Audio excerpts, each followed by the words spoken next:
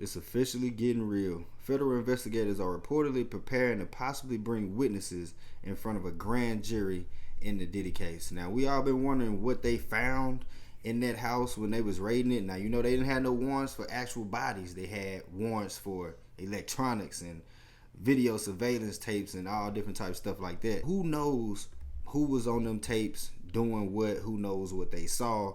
And who knows what the bigger charge that they're going to bring upon him in this whole thing. The biggest escalation since those March raids on Diddy's homes in Los Angeles and Miami. We are now hearing that federal investigators are preparing to possibly bring witnesses in front of a federal grand jury in New York City. What we have heard is that possible witnesses have been notified that they could be called to testify. Now, sources do caution that investigators are still in the process of gathering information. In fact, they are still calling in new witnesses, and they have called in some witnesses multiple times. We also hear that the majority of the accusers who have filed these civil lawsuits against Sean Diddy Combs have been brought in for questioning, and again, some of them being called in numerous times. We hear that many are cooperating and even handing over evidence that they feel could be relevant into this federal probe. Now, a spokesperson for Homeland Security did not respond to our request for comment about the presence of a grand jury, but they did confirm that this investigation is presently ongoing. Elizabeth, what are you learning about the evidence that investigators could be reviewing here? So, as I mentioned, those federal raids that were conducted on his homes back in March, obviously a lot of people wondering what was seized. Well, we are learning now that federal investigators are in possession of video footage that was taken inside of Combs's residence. We hear that these investigators have been contacting individuals that they have seen on this footage. One person, in addition to the accusers who have filed these civil suits, is a male sex worker. That is what a source tells me, and that they have been brought in for questioning through these federal investigators. I think I know who that might be. We're going to check him out in just a sec. Now, when the raids first happened, we had a law enforcement source tell us at CNN that the investigation was largely based in sex trafficking, which is what HSI specializes in. Now we are hearing that scope. Now, see, I figured that it possibly would be something like this on a grander scale of like sex trafficking, of what they're trying to get him with, as far as him maybe flying a chick out and flying her back, and engaging in these different type of acts, because we've been hearing about these different lawsuits that's been popping up. Now, he got 8 civil lawsuits and 7 of them are sexual assaults lawsuits, so that's major. And a lot of them is talking about how these girls been getting flown out and they hang out with him, or they be on to some music stuff, and he say he gonna work with them, and they end up going to the studio and they end up getting drugged or whatever they feel they say that their experience was. They saying that they was totally violated. So it's a lot of that, and I figured it would be something like this that they gonna try to clip him on, because the thing with Cassie is the statute of limitation for the sexual assault is, I mean, not the sexual assault, but the domestic violence is up. They can't really do nothing about that, so they got to go after him on something like this. Has been widened, and that investigators are really looking into all of these claims put forth in these civil lawsuits. That would include not just sex trafficking, but also money laundering and illegal drugs. I have a source who tells me, quote, "This is much bigger than just these lawsuits." Way much bigger than just the lawsuits. Way bigger. Now, the only reason why I said that I know who this possible male sex worker could be is this guy right here. I spoke on him in one of my other videos because he's an actual Trump guy. Well, he's actually been interrogated by the FBI due to a crime he did because of Trump, was his reasons of why he did the crime, right?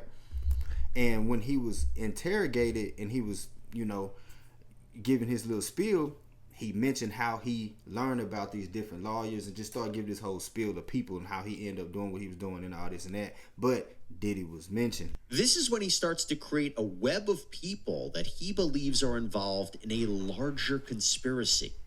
I had settlement with Sean, okay? And he belongs to that agenda. That's why he's so famous. They land all the contracts. It's his attorneys, which are Mark Garagos. He said it's his attorneys. Let's wind it back one more time.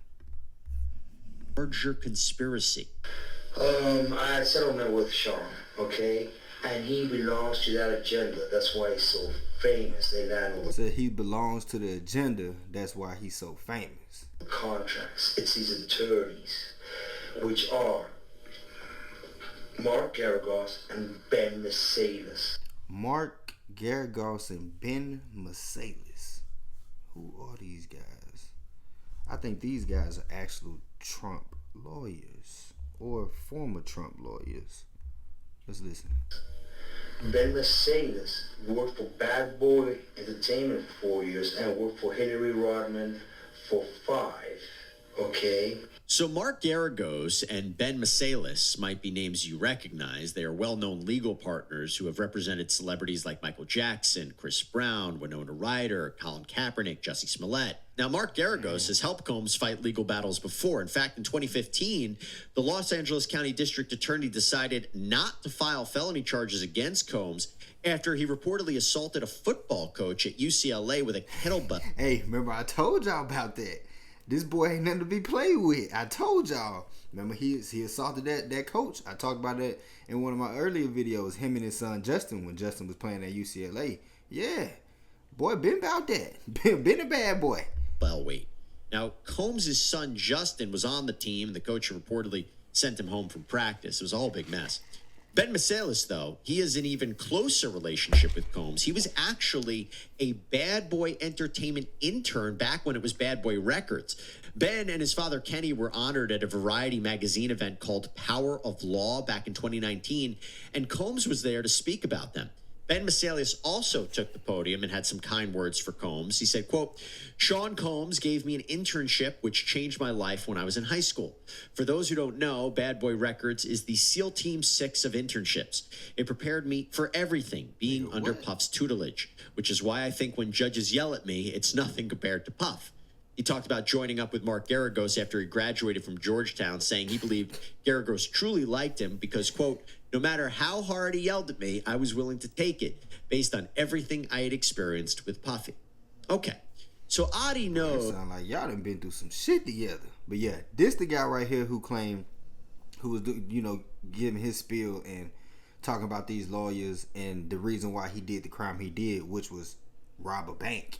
But he said he did it because of Trump for some reason.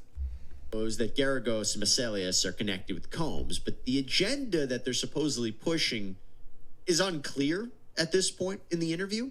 But then Adi drops a bombshell.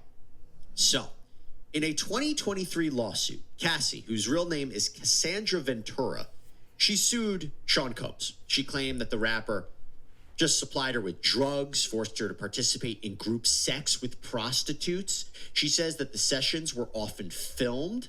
Okay, this is what she alleged in 2020. And I heard a lot. Made public. Listen to what he said. I had sex with Cassie and Sean. Basically, he would masturbate and tell me what to do with Cassie. I had like 15 encounters, and I heard a lot of business. He said he had 15 encounters, and he heard lots of business. What they would do is Sean talks a lot. And he said he had sex with Cassie. On the phone and on the TV with speakers and stuff, and I was like a sex slave, okay? For them, that's what I was. That's all right? That is eerie. That is eerie. But not only that, Adi says he got an STD from the encounter and sued. I caught herpes, and I came back and I sued him for the herpes and won. But did Mark Garagos and Ben Mercedes were his attorneys, okay? And Christopher Leon's here was my attorney. They asked me to turn in that, which was the video recording, and I did so. They gave it back to me accidentally, and it's possible I threw everything out. It's possible I can produce a copy. Of course, this was years before Cassie filed her lawsuit against Combs, so the investigators Damn. aren't really sure what. So at this point in time, when this man was talking this kind of talk, of course it sounded like that shit was off the wall. Because this years and years, way before all of this didn't hit the fan. So yeah, we'd have been probably looking at him sideways, looking at this interview 10 years ago, 15 years ago. Shit crazy. Adi is talking about, and they move on. But knowing what we know now about the allegations that Cassie made and others made, Adi's statement seems to corroborate some of what she said, right? Remember, Cassie said she would be forced to have sex with escorts or prostitutes. Adi, who describes himself as an investor and entrepreneur, is also reportedly a former stripper and porn actor. Could it be that he was working as an escort in the Miami area when Cassie claims the session happened? But during the interview, Adi often makes references to a cabal of rich people who have agendas. He claims the hip-hop world had its own goals. States, they move, you need to involve the DEA. They move all the dope, all the dope on private jets, which don't get screened by customs, by DEA, inside the United States. Okay, they move what's called high-grade powder, MDMA. They move cocaine and they move liquid cocaine in their bottles too. Okay, so they put the liquid cocaine in So this may be where the drug trafficking thing may be stemming from. the bottles and they move it. I've seen the liquid cocaine, I've drank it myself, having sex with Diddy and Cassie. Whoa. He said he's had liquid cocaine, he's drank it himself, having sex with Diddy and Cassie. Okay, it's not good. He drinks it all the time. This Said he drank it all the time. particular statement brings your attention to multiple allegations in Cassie's lawsuit, as well as a lawsuit that was filed by Rodney Jones, Little Rod Jones, the former music producer for Diddy. They both talk about rampant drug use within Combs.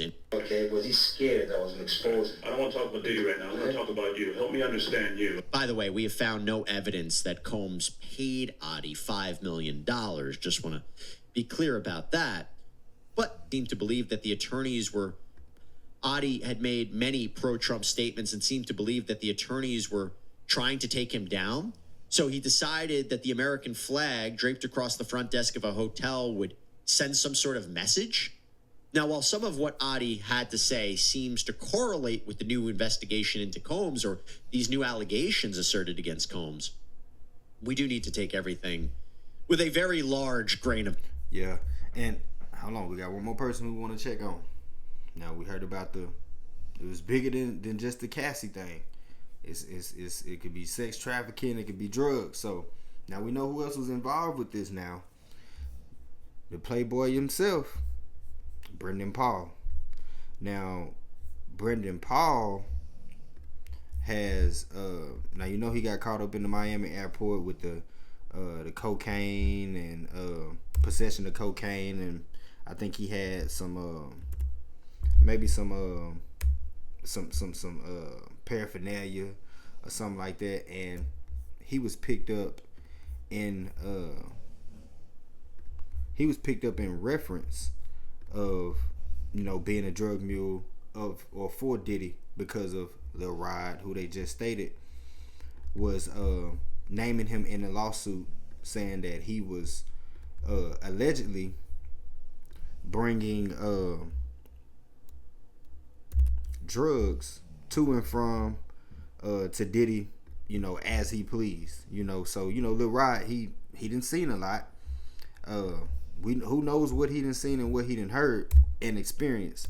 So we got to kind of take what Lil Rod said. Associates procured, transported, and distributed ecstasy, cocaine, GHB, ketamine, marijuana, mushrooms, and 2C by packing these substances in their carry-on luggage and going through TSA. Plaintiff Jones personally witnessed members of the enterprise do this during national and international travel. The lawsuit specifies Lil Rod witnessed Brendan Paul participate in this alleged trafficking on December 22nd, 2022, on a trip from Miami, Florida to St. Bartholomew or St. Bart's. What's next for Brendan Paul? I mean, he was mentioned in Lil Rod's lawsuit that alleged some pretty severe things. Is it possible that the feds are keeping an eye on Brendan Paul as time goes on? Absolutely. Absolutely. I firmly believe the feds are watching everybody in Diddy's universe. And while they may be more active in surveillance of other people, some people more than others, they're still going to be keeping an eye because, again, if Brendan Paul ends up in a more serious situation, they can use that as leverage to try to find out more information about what went on with Diddy's parties and at Diddy's homes. So it's possible. Yeah, he gonna snitch if he ain't already. He not already got probation or whatever. It ain't like they could charge him with trafficking or nothing like that because he had such a small amount. I mean, it could have really been for personal use, So he gonna get a slap on the wrist.